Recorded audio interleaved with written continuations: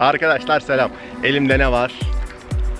RS4 direksiyonu var biliyorsunuz. Uzun zaman oldu. Uzun zamandır bekliyorduk bu direksiyonu. Geldi. Söylemesi de zor bu çocuk, bu ismi nereden bulmuş? OEM Volkswagen'e geldik arkadaşlar. Koray, birazdan yanına gideceğim. Onlar arabanın içini boşaltıyorlar. Direksiyonumuzun montajını yapacağım. Kısa bir video çekeceğiz. Bu arada arkada diğer bir arkadaşımız Serdar, sağ olsun, takipçilerimden bir tanesi. Sevenlerimden, yardım edenlerden bir tanesi. Sevdiğim bir kardeşim benim de. 20 jantları aldı. Biraz da onu ucundan göstereceğim size. Hadi işlemlere başlayalım kısa videomuz için. RS4 Rhino eski adıyla artık Rhino tip adı altında birleşti biliyorsunuz. Direksiyonuna kavuştu.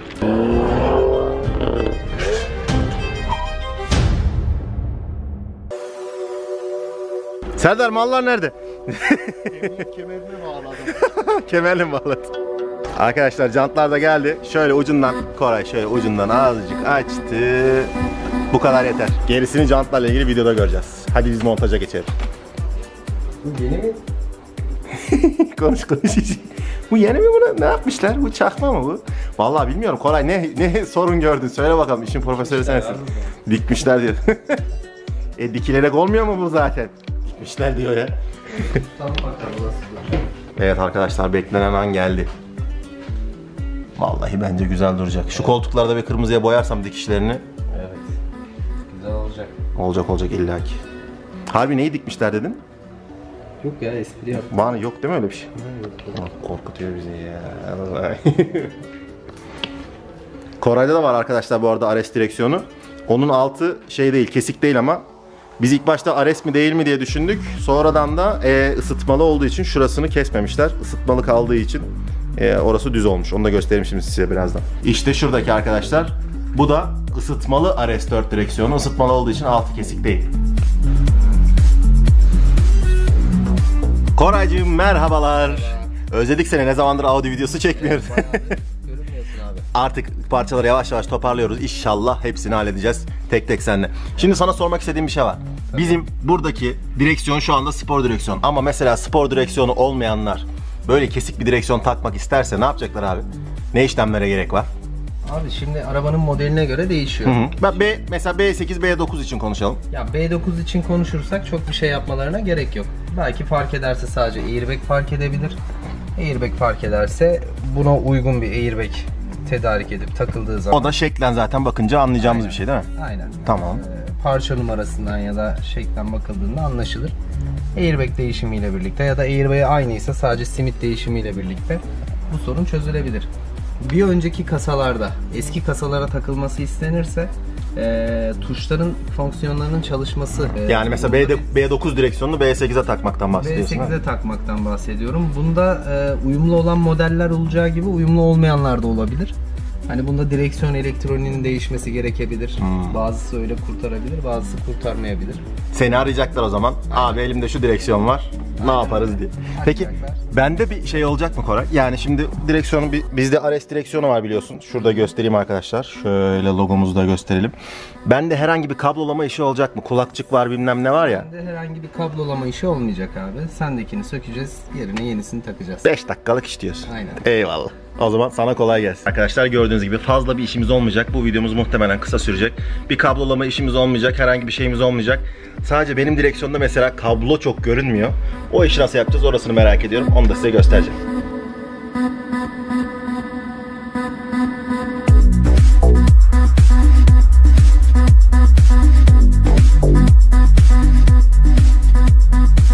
Airbag'imiz geldi.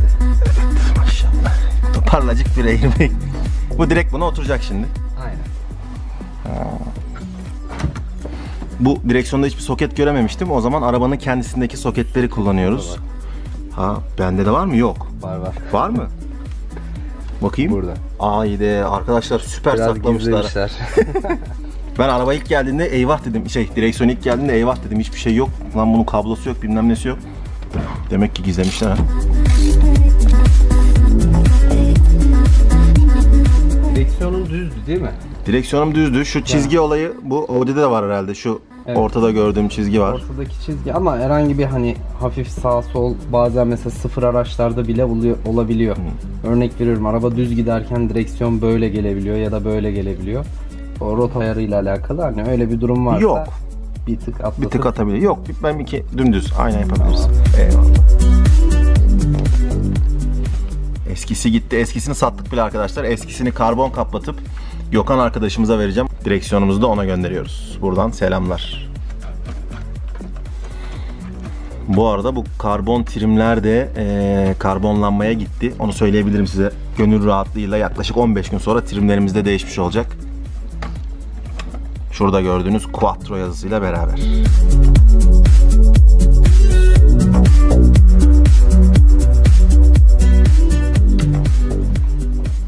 Böyle de yakıştı ha. Direksiyonsuz diye uçak kokpite gibi. Rahat oldu orası.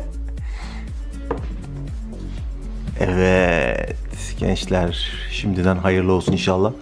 Bunu eşime vermeyeceğim çünkü yüzükleri zart zurt alttan çizikler yaratıyor. Buradan beni duyuyorsa şimdi akşam kafamı kırar kesin. O da bizim videoları seyrediyor çünkü. Koray'dan müthiş bir çözüm. Az önceki benim ağlanmalarıma çözüm buldu. Yengeye verirken olmadı ama yayın Arabayı hanıma verirken çorap giydireceğiz direksiyon. Eyvallah Koray, sağ olasın. Ya sen şey soracağım, aklıma kaldı. Şimdi düz direksiyonlu da kesik yapacağız dedik ya. Onda da hiçbir kablolama olmayacak mı? Direkt aynen takabilecek aynı miyiz? direksiyonsa, şu tuş kombinasyonu uyuyorsa Yani B9'unkini diyelim. B9 yuvarlaktan kesiğe direkt S-Line onu değiştirebiliyorlar. bazılarında tuş takımı veya airbag dıştan aynı gözükse de iç kısımları farklı olabiliyor. Onlar da bazen. Bizde öyle bir şey olmadı Allah'a şükür. Değil mi? Değil mi? Değil mi? Olmadı. Arkadaşlar bu işlerde böyle son dakika golleri acayip meşhur yani. Bir şey oldu zannediyorsun ya da olacak zannediyorsun. Pa! Şu uymadı, bu uymadı. Buradan terler. Mesela aynalarda da aynı şey olmuştu. Şuradaki videodan görebilirsiniz. Neyse ki bunda öyle bir şey yaşamadık.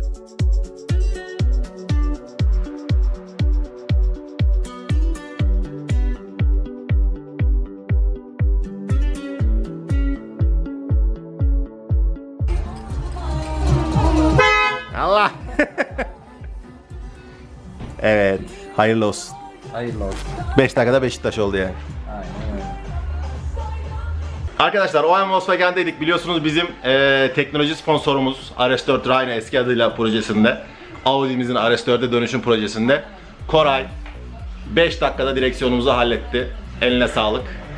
Biz de zevkle kullanmaya gidiyoruz. Ha bu arada bazı satılık parçalar da olacak. Onları da Rhino Tüp'ten takip edebilirsiniz arkadaşlar. Çıkan parçaları oradan satıyorum. Çok da uyguna veriyorum. İşinize yarar belki. Mesela aynalar var, ekran var, kadran var. Koray'ın elinde benim birkaç tane malzemem var. Onları da oraya koyacağım. Instagram'dan takip etmeyi unutmayın. Arkadaşlar biliyorsunuz RS4 direksiyonu için uzun zamandır peşinde koşuyordum. En sonunda aldık. Peki bu direksiyonu nasıl aldım? Oldukça pahalı bir parça. Parasını nereden çıkardım? Binoma'dan çıkardım arkadaşlar. Gelin birazcık nasıl yapıyoruz bundan bahsedeyim.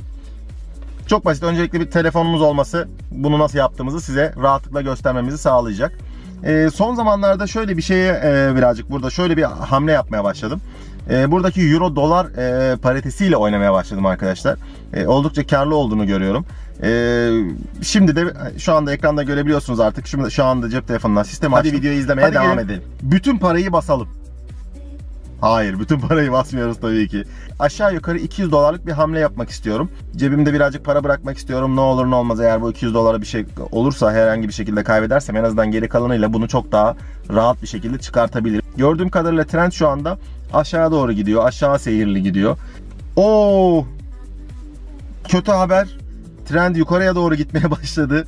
Neyse umuyorum bekleyeceğiz. Aşağı düşmesini umuyorum. İnşallah aşağı doğru düşecektir.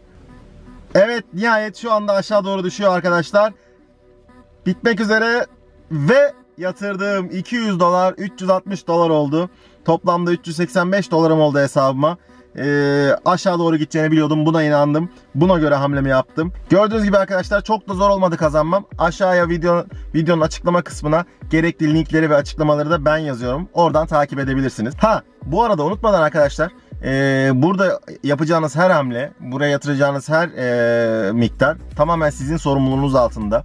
Ben sadece kendi adıma oynuyorum, kendi adıma kazanıyorum, kendi adıma kaybediyorum. Ama burada sorumluluk tamamen sizde. Unutmayın, kendi paranızı kendi kararlarınızla oynayacaksınız. Ona göre dikkatli oynayın.